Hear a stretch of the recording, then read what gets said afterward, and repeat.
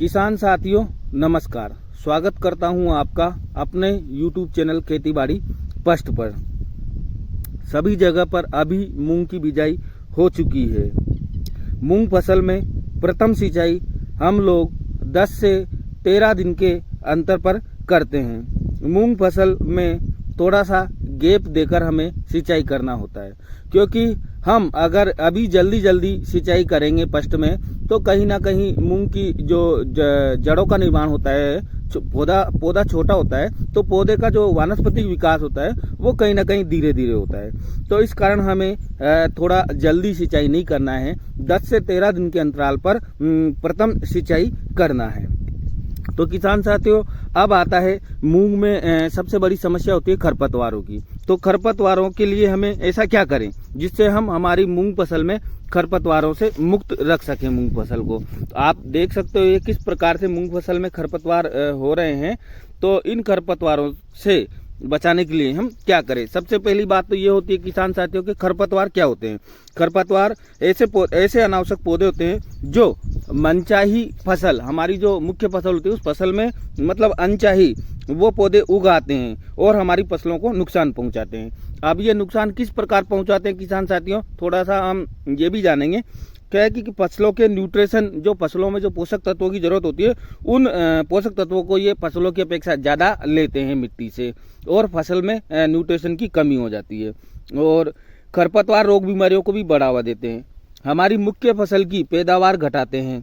खरपतवार दो प्रकार के होते हैं किसान साथियों, चौड़ी व सकड़ी पत्ती के खरपतवार हो सकते हैं जो हमारी फसलों को मुख्यतः हानि पहुंचाते हैं। किसान साथियों, स्प्रे करने से पहले हमें कुछ चीज़ों का कुछ मुख्य बातें हैं उनका याद रखना चाहिए। तो स्प्रे करने से पहले हमारे खेत में हमें चारों तरफ निरीक्षण कर लेना चाहिए या विजिट कर लेना चाहिए। चारों तरफ जब हमारे खेत में हम घूमेंगे तो हमें पता चलेगा कि हमारे खेत में कौन कौन से खरपतवार हैं। तो उन खरपतवारों को ध्यान में रखकर ही हमें दवा का चयन करना चाहिए। और मूंग फसल में खरपतवारनाशी दवा का प्रयोग जब हमारी मूंग या उड़द की फसल 15 से 20 दिन की होती है तभी हमें मूंग फसल में खरपतवारनाशी दवाओं का प्रयोग करना चाहिए। और खरपतवारनाशी दवा का प्रयोग करते समय खेतों में नमी बराबर से होना चाहिए। और जब हमारी मूंग की फसल 3 से 4 पत्ती की होगी तब हमें दवा का प्रयोग करना है, खरपतवारनाशी दवा का प्रयोग करना है। जब आपकी मूंग फसल 25 दिन से ज़्यादा की हो जाए तब हमें खरपतवारनाशी दवा का प्रयोग नहीं करना है किसान साथियों। अब हम कुछ दवाएं आती हैं, उन दवाओं का प्रयोग करके मूंग फसल में हम खरपतवारनाशी को ख़त्म कर सकते हैं। तो किसान साथियों, सबसे पहले जैसे BASF का परसूट आता है तो परसूट में टेक्निकल होता है इमेजाथाइपर 10%। तो किसान साथियों, जो इमेजाथाइपर 10% होता है इस टेक्निकल को लेकर हम हमारी मूंग फसल में इसका स्प्रे कर खरपतवारों से मुक्ति पा सकते हैं। और यह टेक्निकल मार्केट में किसी भी अच्छी कंपनी का आप ले सकते हो। जैसे BASF का तो परसूट के नाम से आता है और एक वीड ब्लॉक भी आता है अडामा का वीड ब्लॉक के नाम से, तो आप उसे भी ले सकते हो। उसी प्रकार इसकी हम डोज बताएंगे।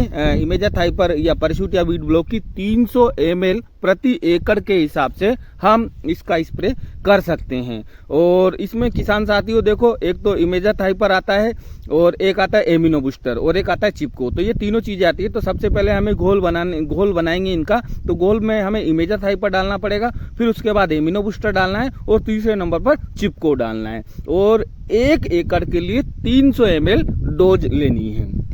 उसी प्रकार दूसरे नंबर पर आता है साथियों साकेत, अडामा कंपनी का साकेत आता है। तो साकेत नामक दवा का हम स्प्रे कर मूंग को खरपतवार रहित रख सकते हैं। तो साकेत में किसान साथियों प्रोपेक्यूजिनलाफोप प्लस इमेजाथाइपर आता है। तो यह ऐसा टेक्निकल है जो यह चौड़ी व सकड़ी पत्ती के दोनों ही प्रकार के खरपतवारों पर असर करता है और दोनों को ही खत्म कर देता है, ये दोनों ही खरपतवारों को। और साकेत नामक दवा का जो डोज होता है 1 एकड़ में वो किसान साथियों 800 ml प्रति एकड़ के हिसाब से होता है। उसी प्रकार हम लेंगे आयरिस और पटेला। आयरिस और पटेला एक ऐसा टेक्निकल है जो मतलब है ना, दोनों ही चौड़ी व सकड़ी प्रकार के खरपतवारों को खत्म करता है। तो आयरिस और पटेला में सोडियम एसिफ्लोरोपेन प्लस क्लोरिना फोप होता है। तो किसान साथियों, हम इसे 1 एकड़ में 400 ml इसका डोज रखेंगे और 400 ml डोज के साथ ही हम इसे मूंग और उड़द की फसल में खरपतवारनाशी के लिए इसका स्प्रे करवा सकते हैं।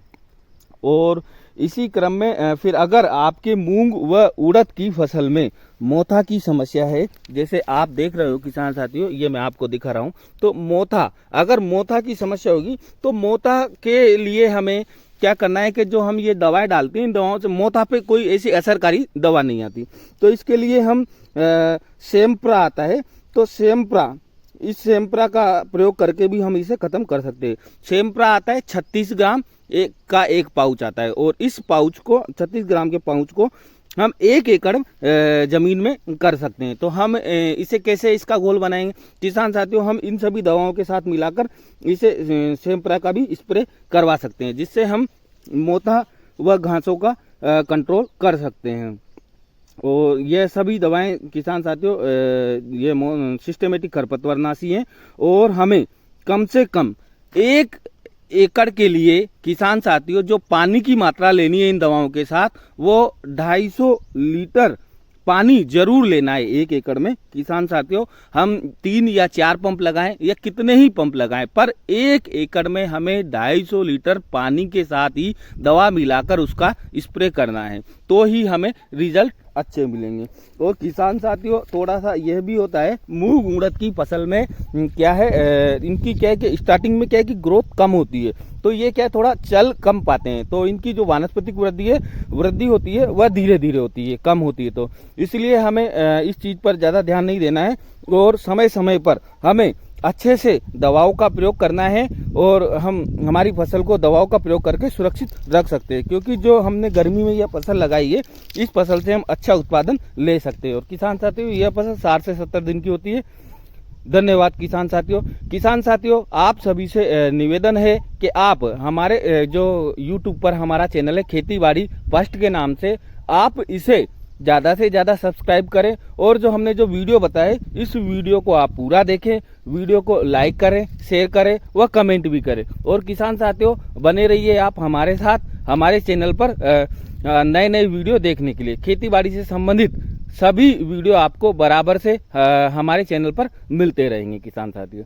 तो इसी के साथ किसान साथियों, जय जवान जय किसान, सभी किसान भाइयों का मैं बहुत बहुत धन्यवाद करता हूँ।